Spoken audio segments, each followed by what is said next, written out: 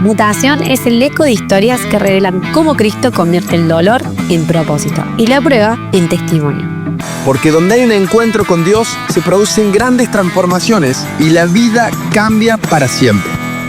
Buenos días a todos. Hola, Mica. Hola, bienvenidos una vez más a un capítulo De Mutación. Hoy tenemos un invitado muy especial para nosotros. Yani, buenos días. Buenos días, ¿cómo están, chicos? Bien. Yani, contanos, ¿quién sos? Bien, soy Janina Soledad. Ahora soy esposa y mamá de 2 pequeñitos. ¿Sí?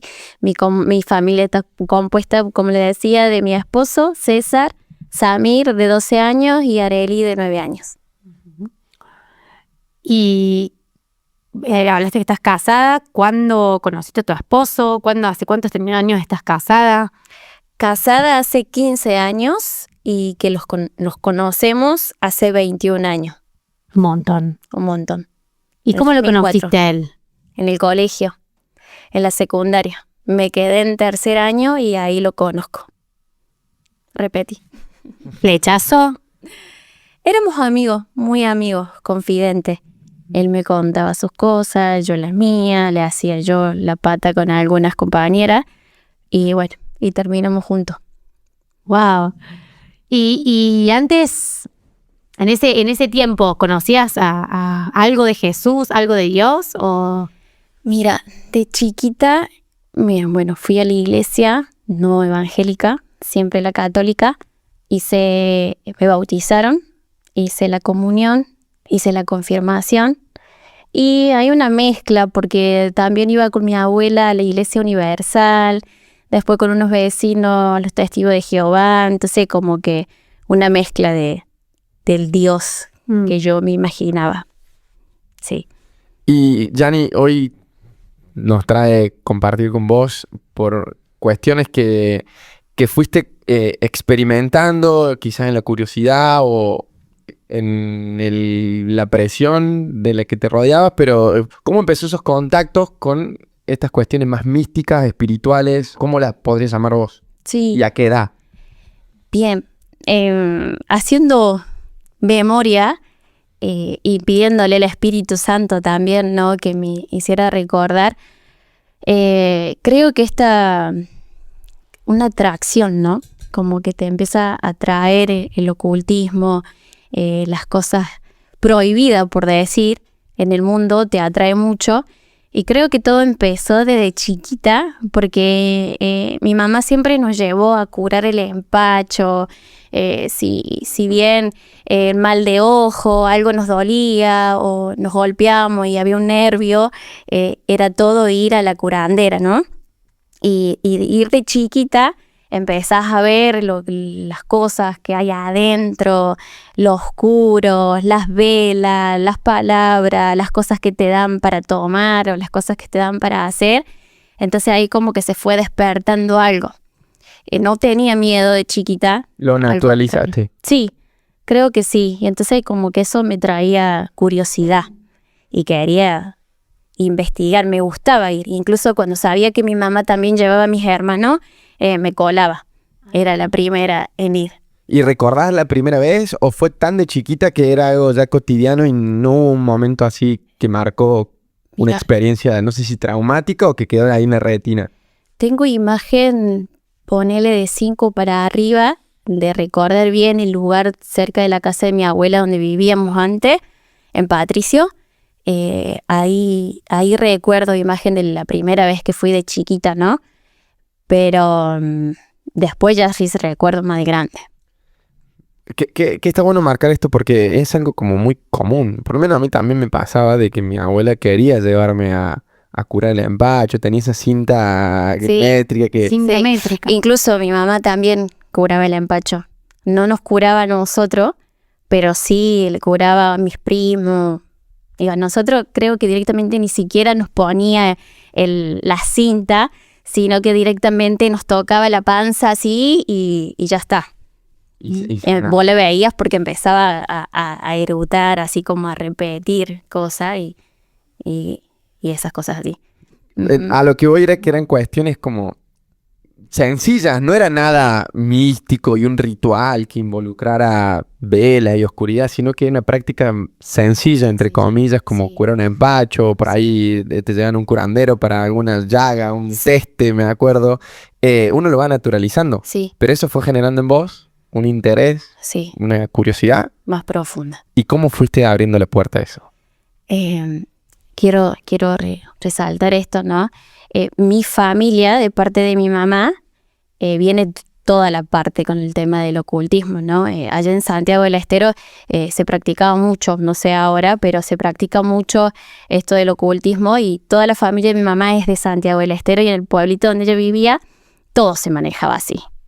Todo se manejaba así, entonces ella ya lo traía muy también naturalizado en su vida, entonces hacerlo con nosotros estaba bien. Claro, no es Está que bien. estaba haciendo algo mal. Claro, ella. para ella lo estaba haciendo bien. Incluso, ¿no? Un paréntesis, cuando mi hermano se enferma, mi mamá no acude a Dios, mi mamá acude a esto, lo que se movía, y acude al San Jorge, a esto, a aquello, llevarlo a todos lados mi hermano para que se curara, y no pasó. Tenés un hermano fallecido. Sí, el que falleció. Él empezó con convulsiones, y bueno, mi mamá quería sanarlo de todas formas y no había poder. O sea, eso te es en el momento, pero después vuelve. Sí. Y creo que bueno, esto se fue como produciendo más curiosidad en mí, en esto de ir, nosotros íbamos al cementerio, y en esto de ir al cementerio, nunca tuve miedo de ir al cementerio, al contrario, me traía mucha atracción el cementerio, me traía mucha atracción. Las velas, mirar las tumbas, abrir y fijarme qué es lo que había, qué es lo que no había. No tenía miedo. Me atraía mucho, creo que me atraía mucho. Perdón, ibas culto. al cementerio para... A visitar a las tías, sí, Ajá, bien. a las tías, a visitarlas, entre paréntesis. En ese tiempo era visitarlas. Y no tenía miedo. Pero cuando yo realmente empiezo a meterme, es entre los 17, 18, 19, hasta que me casé, hasta los 22. Ahí sí empecé. Y empezó todo yo trabajaba en el comercio, y bueno, en el comercio se maneja todo eso. Para mí, en las partes que yo me he manejado, el trabajar la plata, trabajar el lugar para que entre gente, para limpiar, aún para que se vaya gente, se manejó todo eso. Yo trabajaba en el comercio en la Ituzaingó, me acuerdo. En ese entonces había una señora que alquilaba el lugar y yo trabajaba ahí adentro para otra persona que alquilaba a esta misma señora. Y bueno, y ella era, no sé si vive, no sé si está viva, ella era hija de un caderón que en la secta, ellos le dicen la religión umbanda, es uno de la potestad más grande, un rango más grande. Están los pai, están los mai, y está el caderón. El caderón ya tenía 7 espíritus en él bajado, y es como que tenía autoridad en su lugar, ¿no? Mandaba. Vamos a hacer algunas preguntas quizás de desconocimiento. ¿Qué sería espíritu bajado? Porque mientras más tengo, más poder, más autoridad. Sí, cada cuerpo podía bajar hasta 7 espíritus, ¿sí? Entonces, si él ya tenía los 7 espíritus, ya tenía un rango bastante importante en el mundo espiritual. Tenía mucho poder. Y los Umbanda, ¿cómo se llama? Umbanda Es la secta. es la secta. Bien, es una secta, o sea, del mundo de la oscuridad, y ahí hay rangos. Sí. Bien. Esta mujer tenía un hijo. No, ella era hija del hombre que manejaba esto. Bien. Y ahí No era el de acá de Buenos Aires. ¿Vos sabías ya eso o después te fuiste enterando que era un... No, yo me fui integrando. Pero vos ya estabas metida en Estaba metida en el lugar.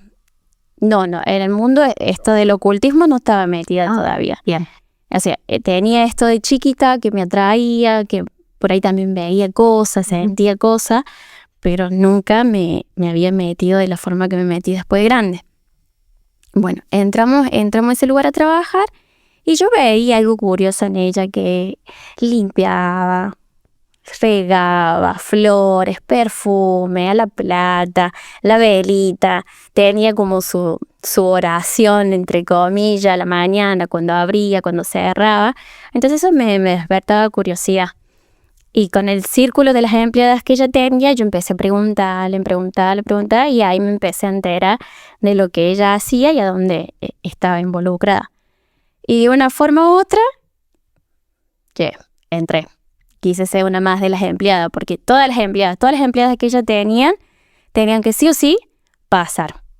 Ella tenía esto, ¿no? Si bien uno tiene que presentar el currículum para entrar en trabajo, pero en el currículum te estudiaba toda, con su papá. Wow. Pasaba el currículum de su papá y de ahí te estudiaban todo y ahí ellos veían si te contrataban o no te contrataban.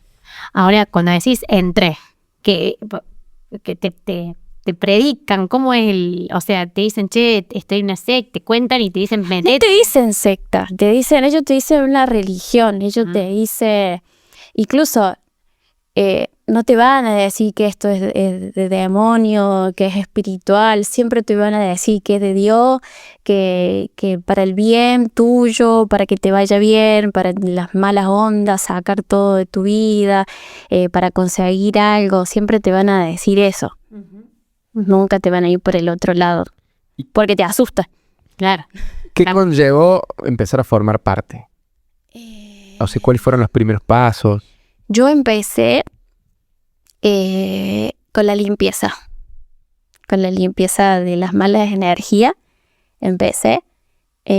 Recuerdo que me pidió rosas, pétalos de colores, un perfume dulce, caro, sidra y unas esencias, y ellos lo mezclaban todo y después te bañaban. No sé, vos te ponías en una pileta, en un lugar, y ellos te bañaban. Y empecé con eso, empecé con la limpieza, y bueno, después preguntándole cosas, averiguando cosas, viendo. Ellos no te dicen, por ejemplo, uno entiende que es una posesión, que son espíritus que poseen a los cuerpos, ¿no? En realidad está la persona así sentada como estamos nosotros, y después ellos hacen una oración, un rito en una esquinita, y baja este espíritu que lo posee a la persona, y vos ya te sentas a hablar con el espíritu que te empieza a decir y a lo que vos querés saber. Ahora, vos sos consciente que es un espíritu, no que es esa persona. Hoy sí, hoy te das cuenta. Era consciente en ese momento. Sí, porque no, o sea, no era la persona. Claro, bien. Cambiaba todo, cambiaba su forma de hablar, cambiaba su forma de sentarse, cambiaba su vestimenta, cambiaba todo. No es que era la misma persona. Te dabas cuenta que era alguien diferente. ¿Y seguías sin tener miedo a esas cosas? No le tenía miedo. Me atraía. Me atraía mucho. ¿Y qué generaba eso cuando vivías esas experiencias? Además de la atracción, pero ¿qué generaba en tu corazón? ¿En algún momento sentías como peso? ¿Sentías que... no sé, ¿qué sentías? Lo único que yo quería en ese momento y sentía es que, por algo que yo empecé, ¿no? Más allá de la limpieza, siempre quise, en la preguntita, en la protección y la seguridad para mi familia. Siempre tuve el peso, hasta que el Señor me hizo libre, después de conocerlo también, el peso de la carga de llevar mi familia, de que no les faltara nada, que tuvieran esa protección y que siempre tuvieran lo que necesitaran. Siempre tuve esa carga. Entonces, una de las cosas que siempre le pedí a ellos es que a mi papá y mi mamá y a mis hermanos no les faltara nada. No les faltara nada. E incluso, una de las cosas que hice fue llevarlo a la casa de mis padres y que limpiaran la casa. A este padre de... Sí. Wow. Sí. Y ahí fue lo peor que pude haber hecho. Pero sí. ¿Llegaste a experimentar estos espíritus en el sentido de decir sí hay que limpiarlo porque estas limpiezas, a percibir más que experimentar esto que ellos te transmitían de por qué era necesario hacer una limpieza? ¿Lo percibías o lo repetías? ¿Se entiende mi pregunta? Es decir, bueno, lo hago porque ellos me dicen que lo haga para tal cosa, o vos te das cuenta que había algo raro para limpiar. Siempre de chiquita sentía mucho esto de las comparaciones y la envidia y los celos de mi prima y sentía como que no me iba bien. Entonces como que sí había algo negativo y no me iba bien. Incluso, como te digo, venía de mi papá nos abandonó con mi mamá, venía de haber sufrido cosas, abuso, y entonces como que voy a decir, ¿qué más? Todo me va mal. Venía de la relación con el César, que no venía bien porque estábamos 2 semanas, nos peleábamos 3, entonces como que veías que no te iba bien. Y a pesar de que trabajabas, no podías tener cosas que querías tener, entonces decía, algo está pasando. Entonces yo veía que mi vida, en mi contorno, no me estaba yendo bien, entonces buscaba estar mejor. ¿Y experimentabas el cambio? ¿Lograste conseguir mejorías en lo que deseabas que...? No. ¿Y por qué seguías? Porque pensaba que en algún momento iba a cambiar todo. No. Y en esto de que en algún momento iba a cambiar todo, cada vez ibas probando con mayor profundidad para decir, bueno, quizás si me involucro más, lo consigo. ¿Cómo es que vas metiendo o adentrándote más en este mundo? Sí. Bien. Yo, después de haber visto que ellos bajaban el cuerpo, ¿no? Y te decían cosas, yo ya empecé después a pedir cosas y en eso del pedir, hacer lo que ellos me pedían, ¿sí? Llegué no tan solo a comprarle lo que porque cada vez que un espíritu bajaba en un cuerpo, nosotros teníamos que tenerle a ellos como su ofrenda, todo preparado, y teníamos que tener la mejor bebida, era whisky, era fresita, eran habano, eran cigarrillos caros, era velas de colores, entonces teníamos que tenerle todo preparado y por qué no un regalo caro también de hacerle. Entonces, bueno, nosotros le dábamos, ellos nos pedían también, ellos también pedían cositas. Entonces, bueno, esto de ir hasta el cementerio, por ejemplo, y prender una vela. Prender una vela, decir una oración, por decir, prender una vela para que te concedieran lo que vos le estabas pidiendo. Ir al centro del cementerio, me acuerdo patente ir al cementerio San Jerónimo, era uno de los más cerca que teníamos acá en el centro. Íbamos ahí en un horario que no había mucha gente, entrábamos, íbamos hasta la punta del cementerio y prendíamos la vela, decíamos lo que teníamos que decir y nos veníamos. O una vez, por ejemplo, llevarle comida y ver cómo enterraban el pollo. De hacer cosas y enterrar el pollo. Cosas así. Bien. Y estas prácticas que ibas realizando, cada vez era mayor lo que te pedían o que lo que te demandaban. Sí. ¿Sí? Ahora, en eso de que me decías de los niveles, ¿vos empezaste a hacer como una carrera? No llegué porque ahí vuelvo a repetir Efesios 1:4, el Señor me guardó. Yo estaba por ir. Ellos decían, a ver, todo esto, un detalle, ¿no? Una de las personas, no el caderón, el que tenía ahí el rango más grande, sino uno de los pais, se había enamorado de mí, ¿sí? Entonces, es como que me quería sí o sí llevar a Buenos Aires.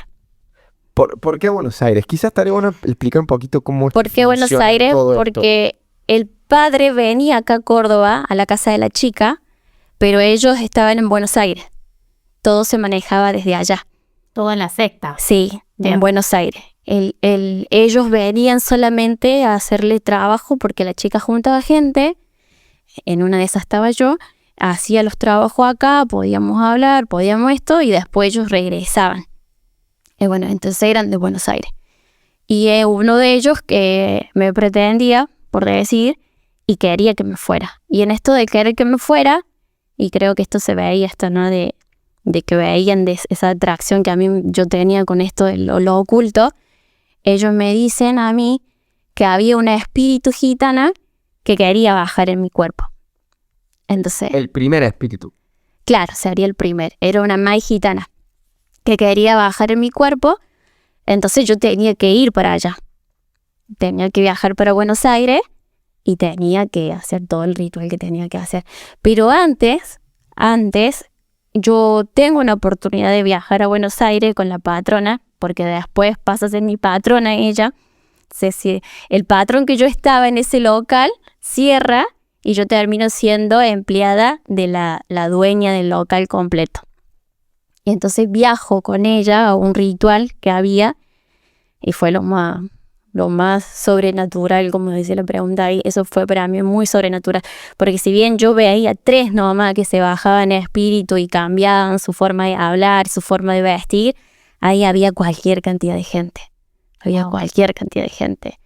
Sí recuerdo que el lugar era muy oscuro, no había luz para nada, era muy oscuro, a la vez hacía como luz rojas, muchas velas, había muchas estatuas de las que pude haber visto y conocido y de las que no conozco, había muchas estatuas, la gente muy desfigurada, deformada, porque cada espíritu que bajaba tenía sus cosas, ¿no?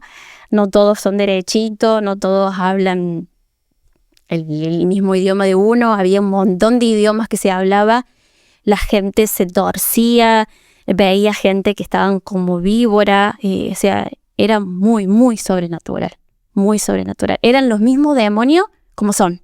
Claro. Ya no había filtro. Y en esos ritos, ¿qué se buscaba? O sea, la gente asistía Era una celebración. a una fiesta. Recuerdo que era una celebración y recuerdo el hombre el caderón, esta persona, era, no sé si deben haber visto el episodio de Super Libro, cuando muestra el diablo. No lo hemos visto. No. ¿No? Bueno, de Super Libro de los pequeños. Sí. Bueno, ahí es la imagen del diablo, todo rojo, grandote, así. Es literal, solamente con la cara más ancha, una voz gruesa. Era así, era verlo, ahí sí me daba miedo. Verlo a él sí me dio miedo, me dio como algo, wow. Eso fue en una de tus visitas A Buenos Aires. y aún así dijiste, quiero continuar en esto. Sí, y estaba decidida. Incluso yo ya había hablado con mi mamá, yo me iba a Buenos Aires. Oye, mi mamá me decía primero que estaba loca. No entendía. Pero es como que mi mamá confiaba mucho en mí. Que si ella me veía segura, me veía bien, ella estaba bien. Ella estaba tranquila. Entonces ella como que... ¿Y para esto tenías que estudiar algo, tenías que leer algo o simplemente eran experiencias? Yo creo que no sé qué es lo que iba a hacer allá. Creo, para mí debe haber sido... Habría que hacer un sacrificio o algo. Bien, y entonces esto funcionaba, si no entendí mal, vos, el contacto era porque necesitabas algo, lo pedías, te pedían algo a cambio y hacían el rito, la oración, como para recibir lo que vos pretendías. Hasta ahí era una cuestión de consumo, por lo que no sé si personal. El próximo paso era formar parte y convertirse quizás en los que dan. Eso, así, ¿me entendí bien? Sí. Y ahí adentro funcionaba por rangos también. También. Eso lo lograste comprender como o sea, tenías, me dijiste, el más grande, el caderón, y todo era por rango y todo le rendían cuentas a él. ¿Cómo era adentro? ¿Llegaste a tener noción de cómo funcionaba la estructura de una secta o una religión así? Todos y todos le rendían cuenta a él y no podían pasar a hacer ciertas cosas que no fueran consultadas por él. Es como que tenían que ser supervisados por él antes de hacer algo. Si era algo más complicado, más grosso. Cosas sencillas sí, pero para mí depende del rango que tenía cada uno y lo que podía llegar a hacer. Sí, Bueno, dicen que el diablo es muy imitador de toda la estructura que Dios en su origen ha dado. O sea, no me sorprende que lo que en la palabra y en la luz Dios de alguna manera nos dice que hagamos, que Él la quiere imitar, solo que pervirtiendo todo, esto de los rangos. Ahora te pregunto, Yanni, cuando te proponen esto del espíritu gitano, no sé bien específicamente cómo era, pero ¿te sentiste como honrada de decir, ay, me eligen para esto? sí, creo que vi esto de decir, voy a poder hacer algo bueno. Yo creía. Y lo primero que se me vino esto de la protección a mis papás, a mi mamá y a mis hermanos. Vos en un momento dijiste, fue lo peor que hice, cuando dijiste de pedir la protección para mi familia. ¿Por qué pensás eso? Porque cuando yo decido, yo iba a viajar. Yo ya tenía todo preparado. Yo tenía mi valija preparada para viajar. Y esa noche anterior, yo estaba peleada con el César. Y el César me cita para hablar. Y él sabía que yo me iba a ir porque yo le conté. Porque él andaba buscando la valija. Entonces, y él me decía, ¿para qué buscaba valija? Que me enteré de que esto, bueno. La cuestión que él me cita y él se pone a hablar. Si bien él conoció al Señor de chiquito, iba a la escuelita y mi suegra siempre le habla de Dios, siempre le hablaba de Dios. Entonces él en esa noche empezó a hablarme de Dios. O sea, sin tener noción él, como tiene hoy de las cosas del Señor, empezó a hablarme de Dios, me empezó a decir cómo vas a dejar a tu mamá, cómo vas a dejar a tu papá, a tus hermanos. Dios no quiere esto para vos, estas cosas no están bien. Y empezó a decirme un montón de cosas. Y en eso que me dijo, me despertó una duda a mí de no querer ir. Y fui y me acosté, pero yo seguí meditando en lo que él me había dicho, ¿no? Y en esto, al otro día yo me despierto y yo dije, no me voy. No me voy, no me voy, no me voy. Y en eso no me voy, agarro el teléfono y le llamo y le digo que yo no me iba. Ahí empezó el infierno en mi casa. Porque mi papá empieza a verlo. Empieza a verla a esta persona, empezó a ver cosas en la casa y tenía miedo de estar ahí. Y me veía a mí, es como que me veía a mí, veía el diablo, como que andate, como que yo era la culpable de lo que él estaba viviendo, porque yo lo había llevado ahí. Claro. Sí. Y bueno, yo cuando tomo esa decisión a mí se me cierran las puertas de todos lados.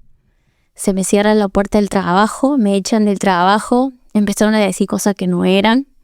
Mis amigas de ahí, del círculo del mismo comercio también, no me querían ni ver. Mi mamá, que era una mamá súper protectora, re con nosotros, me miraba y parecía una extraña. Lo único que mi mamá pensaba en lo que estaba pasando y viviendo mi papá. Entonces como que todas las puertas de la casa y de todo mi entorno, César no me quería ver ni en figurita, todo se me cerraba para que yo me fuera.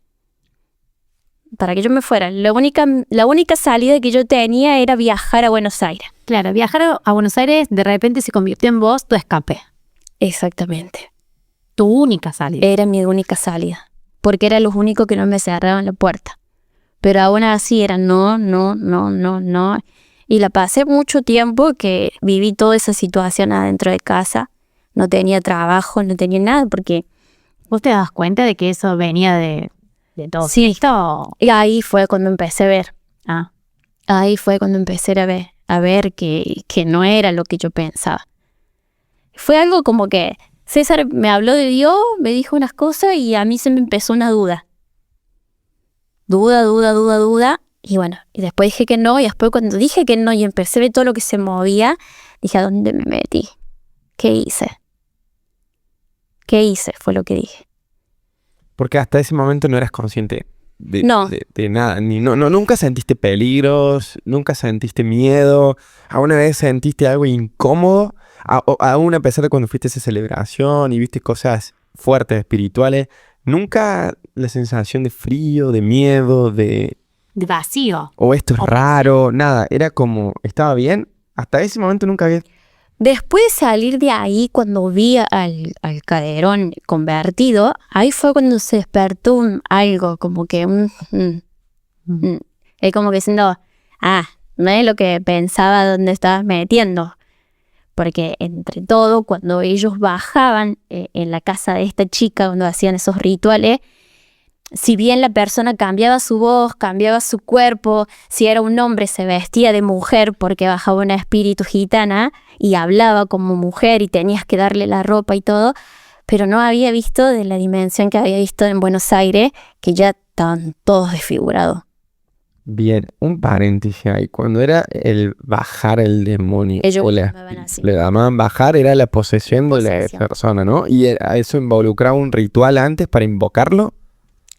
Ellos, la misma persona, empezaba a danzar y a cantar, tomaba alcohol con el cigarrillo y así estaba en unos segundos, unos minutos y bajaba, lo poseía el espíritu. Y ahora, estas personas que formaban parte, cuando vos las veías en lo diario, normales, no... Ellos podían decirte, viste, como un vidente, decirte, tírate los caracoles, trabajar mucho con los caracoles, con la borra del café, lo que tomaba, con el nombre, con los nombres, lo escribía en un papel y también, pero cuando bajaba, o sea, cuando el espíritu lo poseía, ya era otra persona. Y ahí sí te das cuenta y percibías el cambio del ambiente, de la Sí. atmósfera. Sí, Todo. sí, ok. Cierro el paréntesis. Entonces, a partir de esa fiesta, celebración, sí sentiste acá... Que veía que no era tan Inocente la cosa. sí, no era tan así nomás. Claro. Bien, y cuando Chueco, César, te habla, Le decimos chueco, o sea, por eso. ¿sentiste de nuevo ahí una inquietud, una duda, pero todavía no estás del todo convencida? ¿Y qué te llevó a decir no voy? O sea, ¿por qué a la mañana siguiente te dijiste no voy? ¿Por esa semilla de duda? Creo porque tocó la parte de la familia. Ah, Como te decía recién, para mí fue cuando el Señor también me mostró en los caminos del Señor entender que yo tenía que cortar esa ligadura de que yo no era el papá ni de mi papá, ni de mi mamá, ni de mis hermanos. Esa ligadura que yo tenía con ellos aún de saber que yo no iba a estar para cuidarlo o para estar ahí pendiente de ello. Creo que fue el punto que César me tocó de mi debilidad para que yo entrara en sí y me quedara. claro. Eso fue. Y ahí se desata el caos, la lucha, la opresión, se te cierran puertas.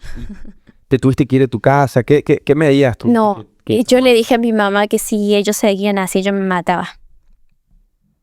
Te segregaban, te separaban, no Sí. te daban lugar, no te hablaban. Ya le dije a mi mamá, si ustedes siguen así, yo me mato. Yo me mato, le dije, yo me mato porque yo no voy a ir. No voy a ir y me sentía sola. Me sentía sola. Y además, te pregunto, además de sentirte sola, ¿sentías también una cuestión espiritual vos? De decir, aparte que me siento con opresión, o no. Sí, me oprimían todo el día. Ah, sentías. Todo el día. Cuestión- Literal estaba en casa. Sentía que estaba en casa. Lo veía en casa. Si bien mi papá lo veía todo el tiempo, yo lo veía en casa. Sí. Pero, ¿qué veías? Al Caderón, no, al pai. Al que me El que pretendía. estaba enamorado de y que ella. dijo que tenías un espíritu gitano. Sí, él el que se movía dentro de la casa de mis papás. Él es el que iba a visitar la casa de mi papá. Y empezaron a ocurrir ya cosas sobrenaturales en tu cuerpo, en Sobrenatural, tu casa. sí. Sí. Como por ejemplo la luz se cortaba, se movían las cosas. Mi papá tenía... Yo lo quiero que lo materialicemos por ahí porque si alguien Sí. está viendo algo pueda darse cuenta también de que... Lo que quien más lo percibía de estas cosas que se movían y que sentía era mi papá. Mi papá hasta lo veía él en el garage, porque en ese entonces teníamos el garage y ahí donde había sido el trabajo que ya habían limpiado, habían tirado humo, habían dicho palabra y todo. Entonces como que mi papá tenía hasta miedo de ir al garage porque lo veía. Lo veía. Y en mi caso era verlo en mi pieza, era hasta, de esto lo comentaba hace un rato, ¿no? De sentirlo encima mío. Era como que te estaba persiguiendo. Todo el Estaba tiempo. acosando de alguna manera. A vos y a toda tu familia. Quizás había hecho alguna cuestión, un pacto, una invocación como para entrelazar tu alma. Creo que sí. Sí. Sí, sí. E incluso esto que le decía que todo se había cerrado para irme, ¿no? Que solamente ellos fueran mi escapatoria. Porque en algún punto hay que forzar, digo, la voluntad. No era por obligación, sino tenías que dar la autorización vos. Voy, y ahí estabas entregando tu voluntad. Pero hasta ahí vos no habías quebrado la voluntad propia de ceder. Entonces creo que te estaban acercando para que dieras el sí. Sí. Me estaban oprimiendo de todos lados. Pero no entendí. Fui dura de cabeza. Porque después de haber salido de ese lugar, y de ver de dónde Dios en su gracia, aún no conociéndolo, me libró, después fui y me metí en otro lugar. No de la misma dimensión de esto, pero después salgo de ese trabajo, vuelvo a conseguir otro trabajo, y es como que, ¿viste cuando esto de que se ligan? Sí. Bueno, así. Es como que el diablo también conocía mi debilidad y a donde yo iba a caer estaba esa atracción. Claro. Estaba trabajando en un bar y al frente del bar había un canillito que vendía los diarios y hacía trabajos. Y hacía trabajo también para conseguir y para hacer cosas. Y bueno, ahí ya fui a otro grado, porque ahí es cuando ya lo hago trabajar al César. En todo esto seguías en pareja con él.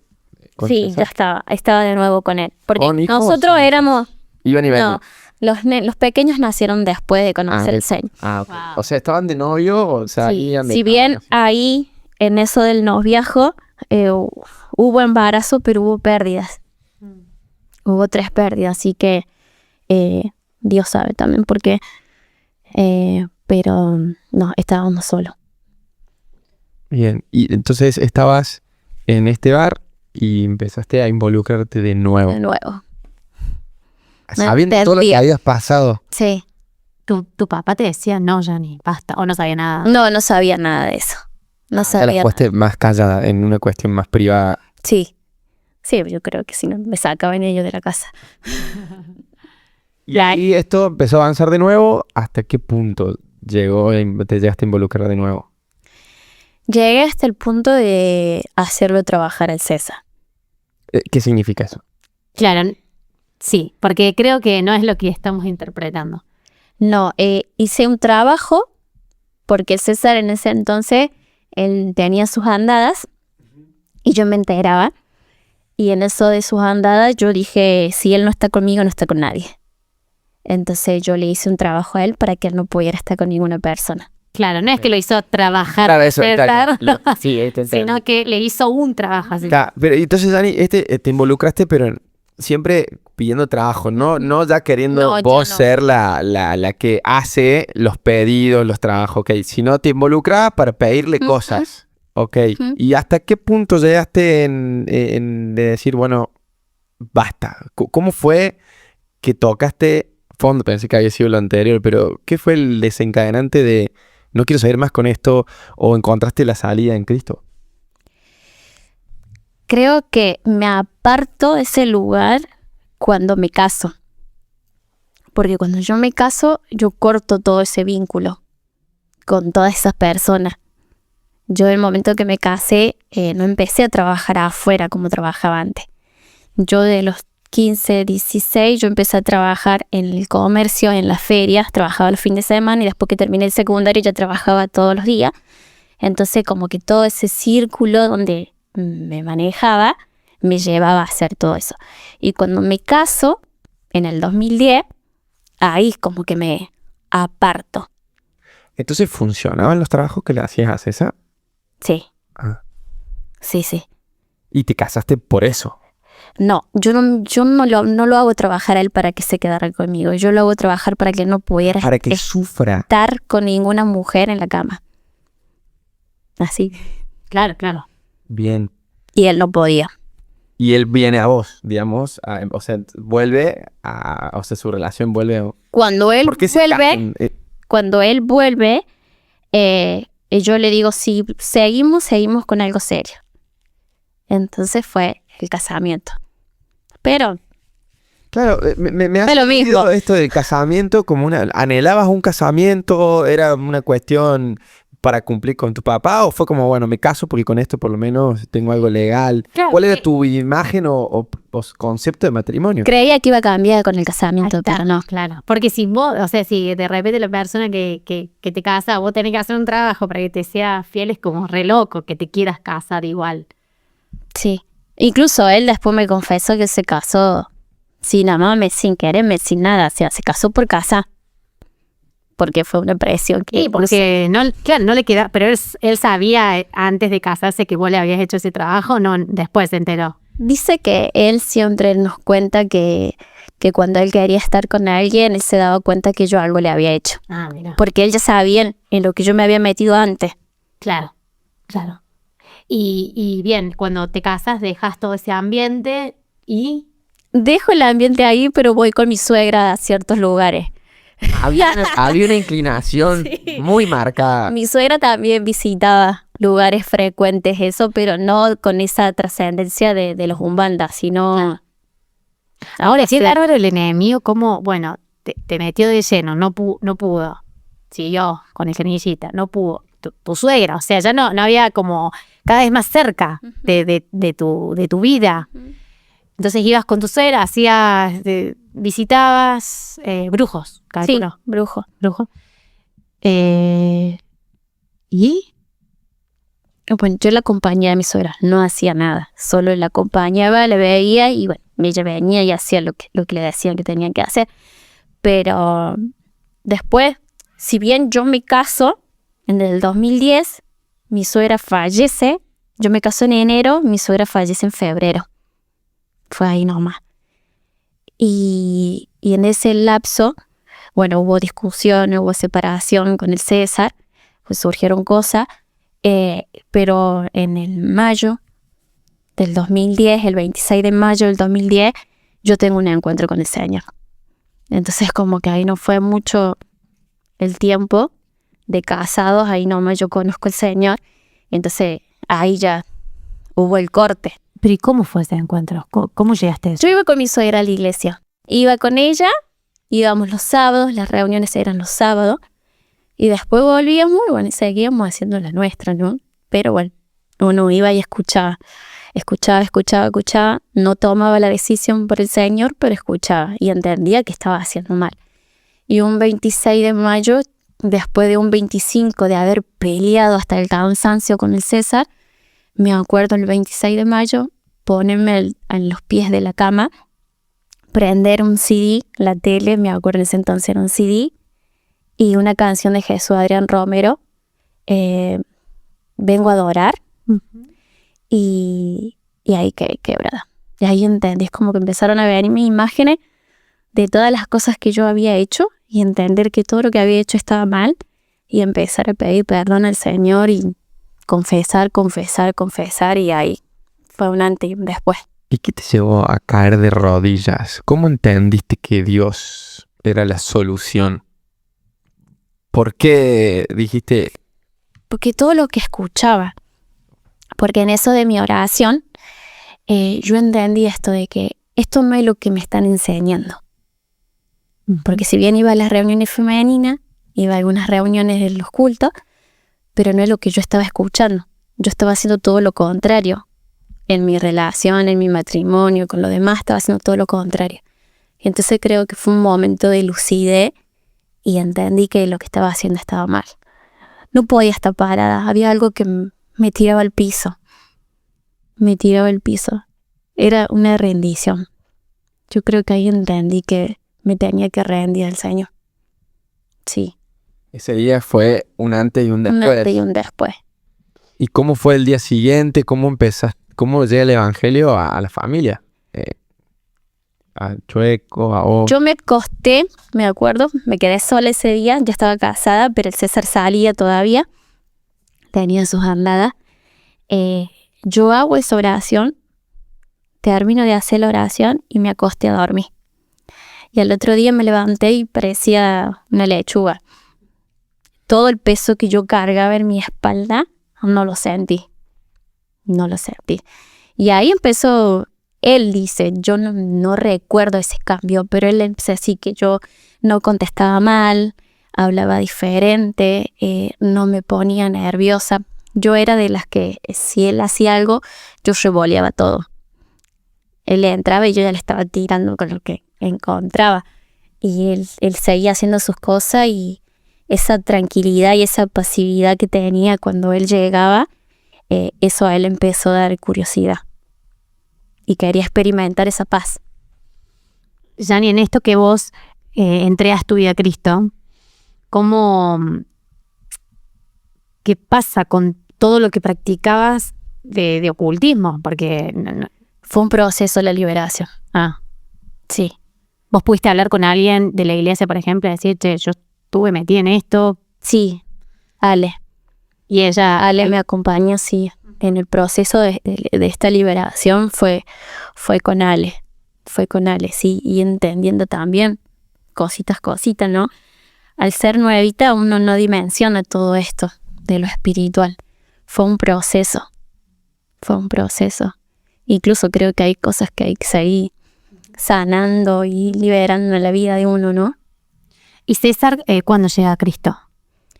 Y César, como te decía, el de chiquito fue a la escuelita, pero él dice que un encuentro lo tuvo después de grande, a los 22 o 23, que entendió realmente.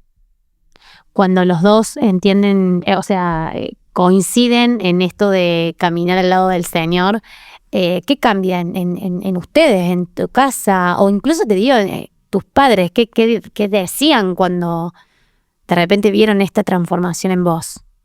Sí, para mi papá creo que hará 2, 3 años que recién ellos están entendiendo. Es como que el primero estábamos locos, nos lavaron la cabeza. Estábamos locos, ellos no podían entender de ciertas cosas que uno era parte o practicaba o se amoldaba en el círculo de la familia. Después no se hiciera, para ellos era raro. Incluso era una ofensa que no hiciera ciertas cosas. Yani, y todo este tiempo que estuviste viviendo oprimida, cuando quisiste dejar, no formar parte en realidad de los Ubanda, más todos los trabajos que fuiste abriendo puertas, la opresión siguió estando hasta ese día que te convertiste, recibiste a Cristo. La opresión, la persecución, la cuestión que pasaran cosas en tu casa, ¿seguía estando? En la casa de mi mamá y mis papás, no sé si siguió pasando algo más. Nunca me lo volvió a decir mi papá y mi mamá. Sí tuvimos la etapa donde es como que conmigo se relajaron y lo bombardearon el César. Por las noches, en los sueños. César no podía dormirse porque lo atacaban en los sueños de noche. Sí. Y es como que a mí Cristo. Había quedado a un lado y fueron al César.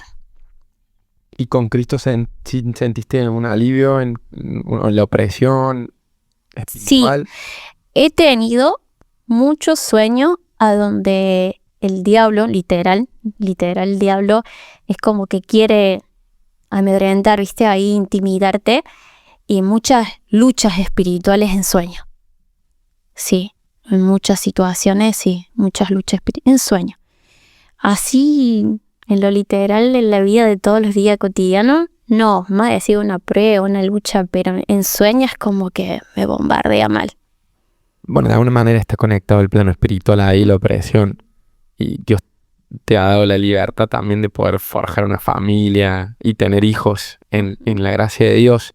Y hoy, habiendo pasado tanto tiempo, ese mundo que tanto te atraía o en el cual vos buscabas respuestas, buscabas beneficios o lograr lo que te apetecía por medio de trabajos, ¿cómo lo ves hoy? No. ¿Cuál es tu concepto respecto a eso? No me atrae para nada. O sea, sé dónde estuve metida y no me atrae. O sea, no le tengo miedo tampoco, pero sí le tengo un respeto. Sí tengo un respeto, sí sé qué hay atrás de eso. Entonces, ahí nomás. ¿Y qué le dirías a alguien que está hoy incursionando, metida o con esta curiosidad de este mundo? Que todo es mentira. que todo es mentira, porque en realidad, como te decía, ellos te brindan una cosa, te muestran una cosa, es una pantalla y después te das cuenta que no es así, que es mucho más profundo y hay mucha oscuridad. Que busquen la verdad, como yo, ¿no?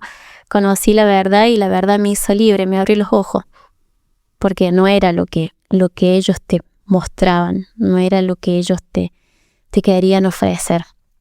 No. Vos en todo este relato que estamos, toda esta entrevista, dijiste cositas así que fui rescatando de que te querías tirar, matar bajo un camión si pasaba, que engaños con César, mucha presión, tristeza.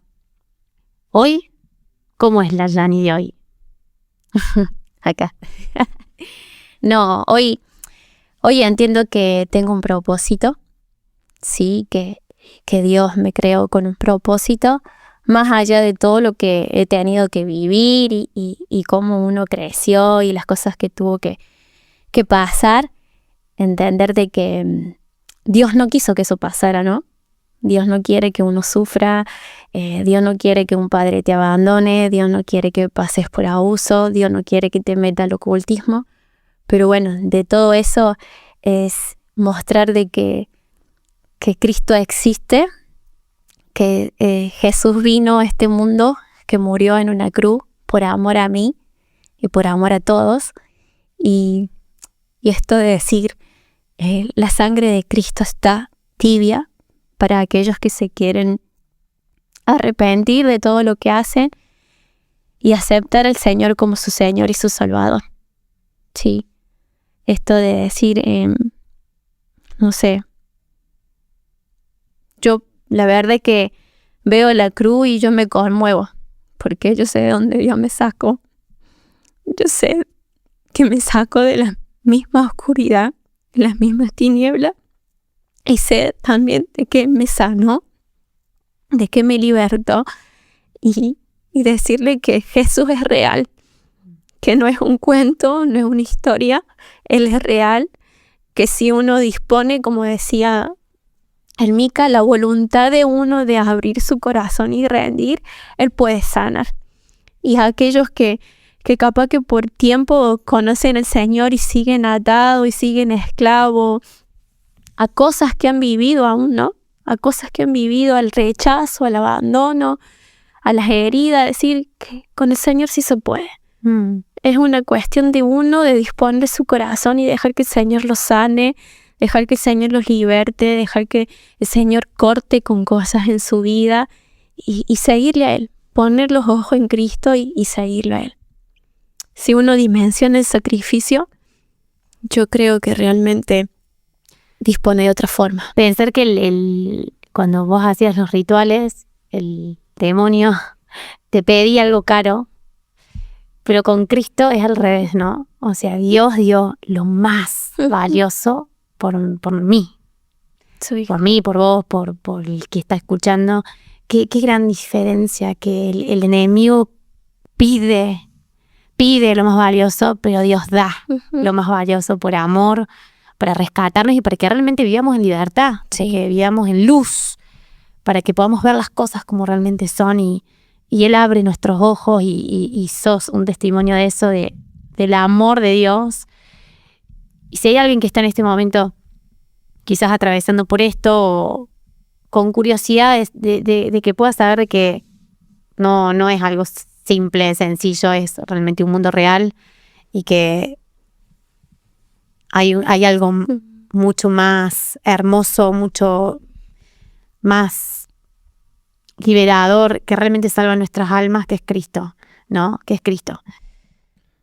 Sí, por ahí me quedé con lo del principio, que al principio era curar el empacho, quizás con niños juegan el juego de la copa, de la ouija, y se torna algo natural, algo como una aventura, algo para divertirnos, coquetear con las cosas que se mueven, que se corta la luz y uno te agarra cierto escalofrío.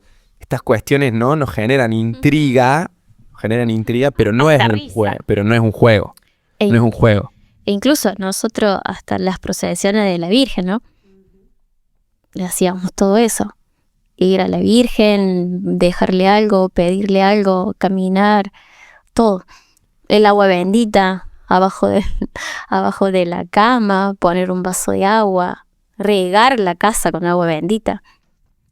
No es un juego. Y a veces hasta se cumple lo que uno quiere, ¿no? De hecho, un par de veces en oportunidad contaste que muchas de las cosas que buscabas se cumplieron, pero el costo es muy grande. El costo es muy grande y lleva un tiempo de dolor, de pérdida, al punto de que estuviste dispuesta a perder la vida, ¿no? Sí. O sea, el diablo demanda vidas. Pienso que nuestra lucha no es contra carne y sangre, sino contra principados, potestades y todas huestes de maldad. Pero saber que en Cristo hay victoria, ¿no? Tranquilo que yo he vencido el mundo. Y en la cruz, como dijiste, la sangre de Cristo que está tibia es porque es símbolo de que venció Sí. todo ese mundo de tinieblas, de hueste de maldad, y en Él tenemos victoria. No se puede salir solo, porque entrar y es muy difícil salir. Entonces, gracias a Dios por la victoria que tenemos en Cristo. No sé, Jani, si querés dejar algún mensaje, algo más que quieras compartir, que haya quedado en tu corazón respecto a todo este testimonio que has compartido, y que la gracia de Dios te ha dado una familia con 2 hijos preciosos, y que tu testimonio habla por sí solo, pero si quizás algo que quieras compartir y dejar que Dios haya puesto en tu corazón, somos oídos. Sí, hay una palabra la voy a buscar. Jeremías 33.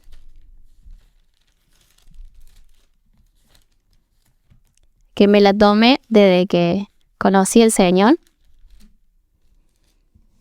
Y así nos dice: clama a mí y yo te responderé y te enseñaré cosas grandes y ocultas que tú no conoces. Y voy a saltar el 6. Dice: he aquí que yo les traeré sanidad y medicina, y los curaré y les revelaré abundancia de paz y de verdad. Y haré volver los cautivos de Judá y los cautivos de Israel, y los restableceré como al principio, como el diseño que Él tenía para nosotros. Y los limpiaré de toda su maldad con que pecaron contra mí, perdonaré todos sus pecados que contra mí pecaron y que contra mí se rebelaron. Y me será a mí por nombre de gozo, de alabanza y de gloria entre todas las naciones de la tierra, que habrán oído todo el bien que yo les hago, y temerán y temblarán de todo el bien, de toda la paz que yo le haré. Creo que esto, ¿no?, de que hablamos, si bien cada vida es un testimonio del obrar del Señor, de que Dios es real, y decir: gracias, Señor, por todo lo que pasé, aún le doy gracias, porque es su gloria la que se ve hoy en mi vida, porque es mostrar que Él es verdadero, que es real, que Él existe, y como decías recién, Él no nos pide nada, solamente un corazón rendido a Él y que le creamos. Solo eso. Él no pide sacrificio, Él no pide nada, Él no pide que le llevemos, que caminemos, que nos cortemos. Él no pide nada, solo un corazón quebrantado que crea en Él, que confiese con su boca que le cree, y nada más. Pero que su gloria se vea. Gracias, Jani. Gracias por este tiempo, tu historia, que glorifica a Dios. Esto fue una producción de la Iglesia Encuentro con Dios, ubicada en Malvinas Argentinas, Córdoba Capital. Si te gustó este episodio, nos encontramos en Instagram como muta.sion para que nos escribas y conozcas a los protagonistas.